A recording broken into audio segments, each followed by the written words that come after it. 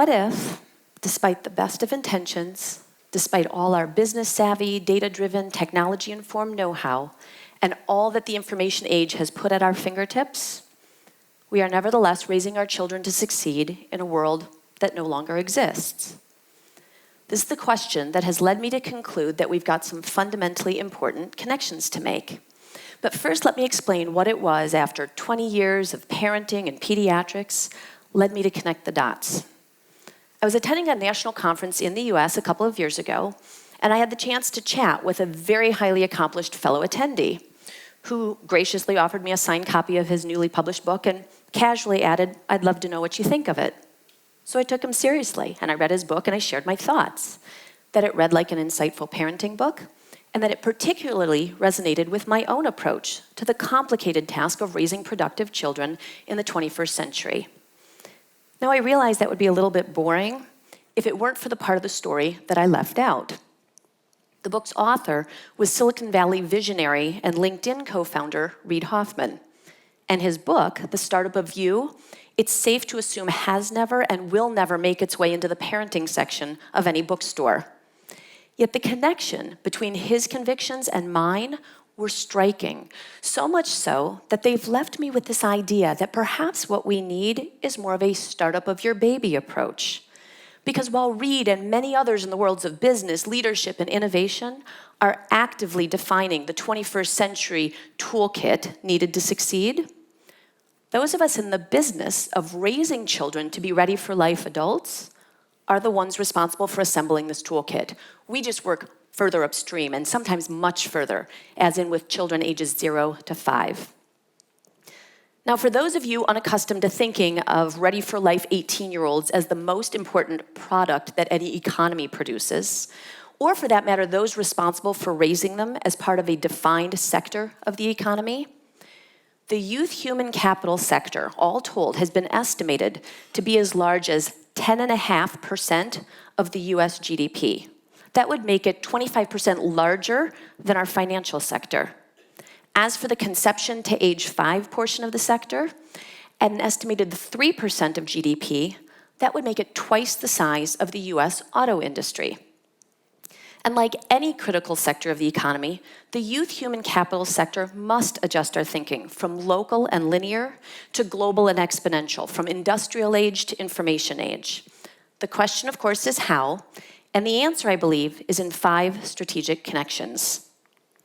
Oops. Connection number 1, connecting what we do now with what we want later.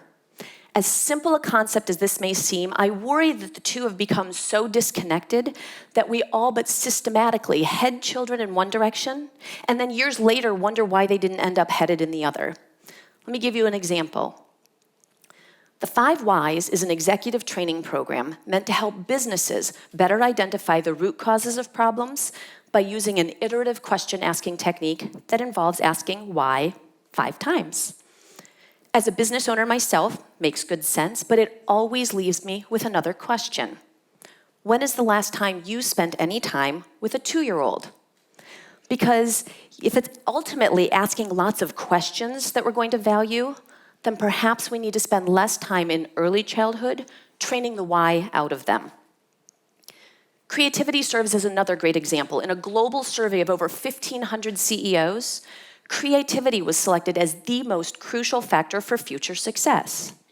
Switching from business to one of the most robust findings in social science, we know that intrinsic motivation is essential for creativity, and in stark contrast, extrinsic rewards all but kill it. Now explain to me, will P for M&Ms? Because this and all of the many other "if you do this, then I will reward you" approaches to raising children have become so commonplace that the mere suggestion of not offering rewards for everything from peeing in the potty to going to sleep runs the real risk of being perceived as the Grinch who stole Christmas, and more importantly, makes it clear that our approach to raising young children continues to be more transactional than transformational. The other thing we know about creativity, by the way, is that by definition, it requires out-of-the-box thinking. If it's out-of-the-box thinking we want, then perhaps we should spend less time and money marketing to children what's inside the box and place more real value on creative play, open-ended creative play with a box. Consult any parenting magazine, book, or blog, and what you'll also find we do a lot of in the earliest years has a whole lot to do with the day-to-day.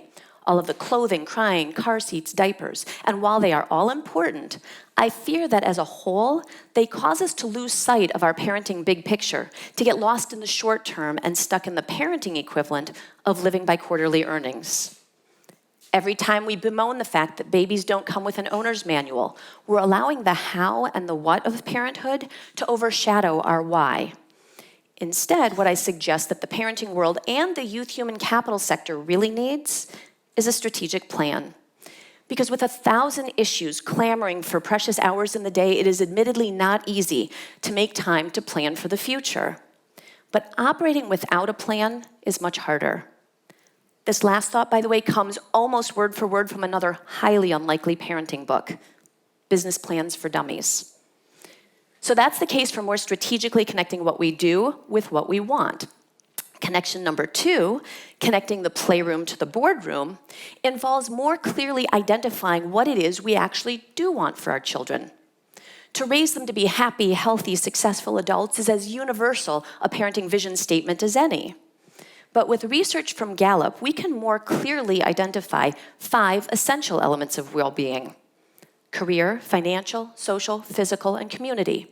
All very important, definitely very interconnected. But for now, let's just take a closer look at career success and the 21st century boardroom skills needed to achieve it. Now, I am aware that asking you to work backwards and make any sort of direct connection between workforce development, let's say, and preschool play is a bit like asking you to try to recite the alphabet backwards. But by applying new insights, it's actually become surprisingly easy to work our way all the way back to the foundational ABCs of career success and 21st century skill building. So let's start with Zig Ziglar's assertion that you don't build businesses, you build people who build businesses. This should lead us to ask, what sort of people do we want to build and what sort of skills do we want them to have? Creativity, communication, collaboration, critical thinking, curiosity, questioning, adaptability, the ability to fail. Those of you in business will clearly recognize these critical skills as the key competencies needed in today's knowledge-based economy.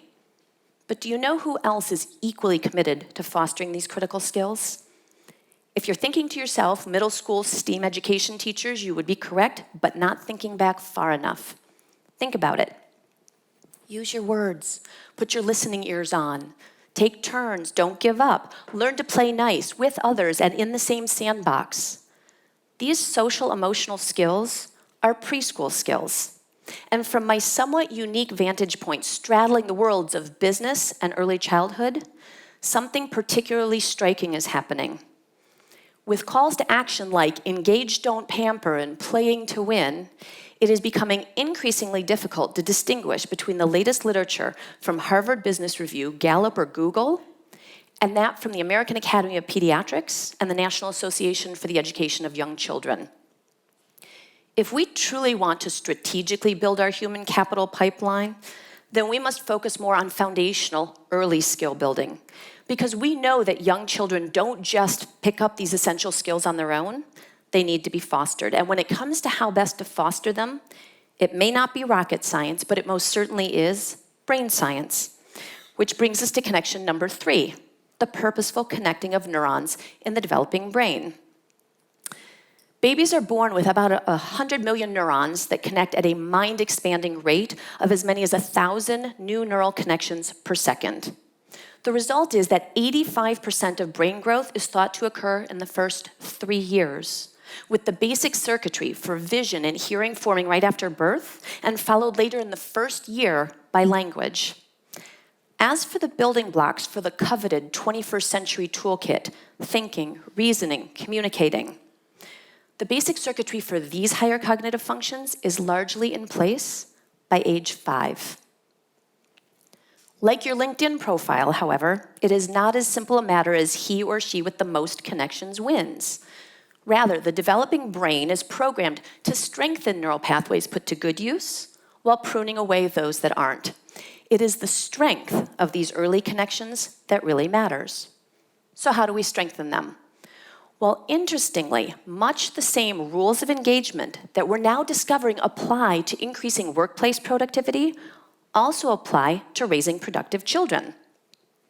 Given the leadership role that mothers often play, it's not surprising they are now occasionally referred to as the CEOs of their families. But given just how important we now know engagement is to the job of both the corporate and family CEO, I suggest perhaps we change the title to Chief Engagement Officer, and while we're at it, assign value a bit more equally. Because in practical terms, it is literally the everyday back and forth interactions with babies that helps to shape their brain architecture. A 21st century recipe for success described by Harvard's Center on Developing Child as serve and return. The key ingredient, caring, responsive adults. Now, to help you get an image of what it is I'm actually talking about, I want you to picture a very young infant. He spontaneously smiles. You respond right away by smiling back at him. And he, keenly attuned to your reaction, takes this as positive feedback, and before you know it, you now have the most eagerly anticipated developmental milestone of 4-month-olds, the social smile. Now think cooing. He coos, you coo, and this seemingly simple back and forth serve and return interaction is literally laying the social and neuronal groundwork for language and communication. So if it's executive function and social emotional skills that we truly want to cultivate, then we need to focus more of our collective efforts, and some cases funding, towards supporting such strategic brain-building activities as talking, cooing, singing, and reading books to babies. Connection number 4 involves reconnecting health and learning. As former U.S. Surgeon General Jocelyn Elders once said, you cannot educate a child who is not healthy, and you cannot keep a child healthy who is not educated. As a practicing pediatrician, I was certainly accustomed to dealing with both important aspects of children's lives on a daily basis. But what may come as a surprise is that this really didn't change all that much when I left the clinical practice of pediatrics and opened a 200-student educational child care center where I continued to address everything from allergies, asthma, autism, ADHD, right alongside classroom management and curriculum planning. Yet the most common question I'm asked is, do I miss being a pediatrician? And my answer is that while our health and education systems continue to operate almost entirely as separate entities, I've come to realize that in the life of a child, this disconnect between health and learning is artificial, and it poses a real threat. Just as the world is shifting focus from illness to wellness and prevention, the root causes of disease are being traced all the way back to the earliest years of life.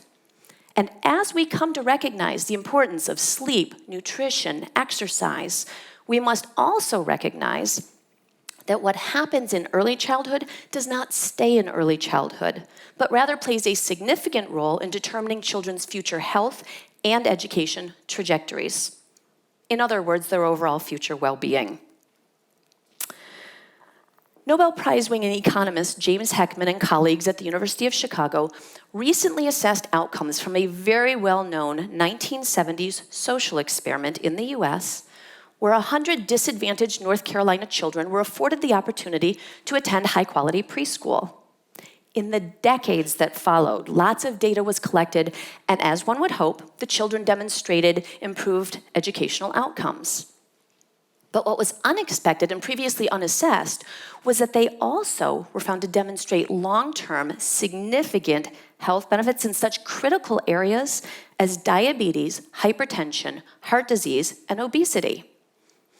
When asked which aspect of these children's preschool attendance resulted in such strikingly improved long-term health outcomes, the economists concluded that they couldn't pinpoint just one factor, but rather that we needed to rethink our approach to early childhood altogether, to cross health and education silos, and to actively integrate critical aspects of early learning with health and nutrition. So if it's lifelong health and learning that we want to promote, then perhaps we should also consider prescribing high-quality preschool, especially for those children whose life trajectories are most at risk. Now, connection number 5, connecting to the world our children will live in. As leaders and chief engagement officers dedicated to setting our children on a path for success, we owe it to them to better connect to the world they will live in, a globally connected world that in many ways is unrecognizable from the one that we grew up in. Now, I'd like to think that you don't need a pediatrician to point out that technology is certain to play a dominant role. Yet how much, how early, and how best to introduce it has yet to be determined. And as we race to figure it out, there is a battle being waged between those who see technology's tremendous social and educational potential and those with very valid concerns about technology's virtual invasion of childhood. What is clear, however, in the words of Harvard media researcher Dr. Michael Rich, is that technology is now like the air our children breathe. Yes, it runs the risk of contamination, but it is here to stay, and our children's success will depend on it.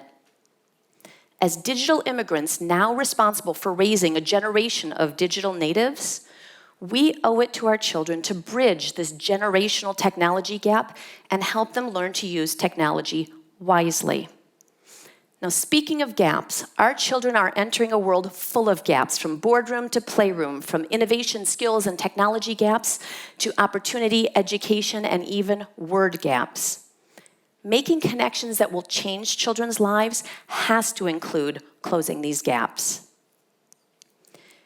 It has long been recognized that children spend the first years of their lives learning to read, and the rest of their lives reading to learn.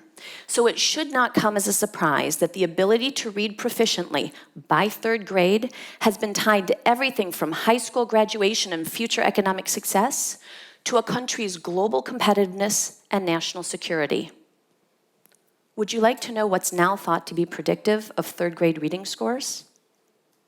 18-month vocabulary, which brings us right back to the foundational importance of caring, responsive adults, purposeful connecting of neurons, and strategic 21st century skill building right from the very start. Because 18 months really is too small to fail. Now, believe it or not, in the end, it is not economics, data, or technology that I'm passionate about. It's children.